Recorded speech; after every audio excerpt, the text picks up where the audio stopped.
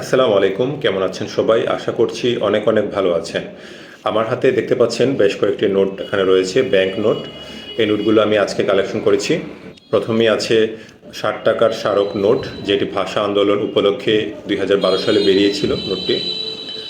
এক পাশে রয়েছে শহীদ মিনার, আর নোটের আরেক পাশে রয়েছে ভাষা আন্দোলনে যারা শহীদ হয়েছেন তাদের ছবি। আর তারপরে আছে 100 টাকার একটি স্মারক নোট। 2013 সালে এই নোটটি বেরিয়েছিল।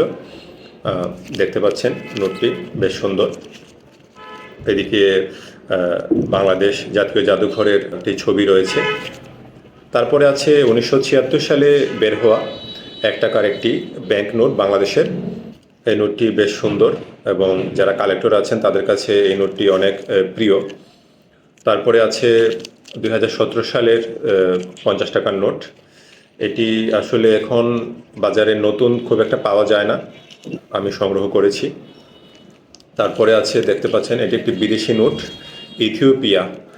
আপনারা অনেকেই ইথিওপিয়া দেশটির নাম শুনেছেন, সেই দেশের 5 টাকার একটি নোট এখানে আছে।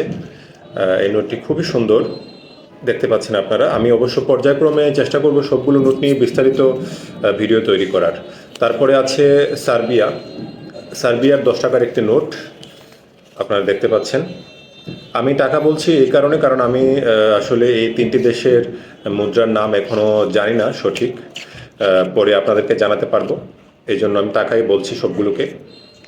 তারপরে আছে রোমানিয়ার 1 টাকার নোট, এটা হচ্ছে পলিমার নোট, বেশ সুন্দর একটি নোট রোমানিয়ার। ইনশাল্লাহ পরবর্তীতে আমি আপনাদেরকে এই নোট সম্পর্কে আরও বিস্তারিত তথ্য তুলে ধরব আপনাদের সামনে।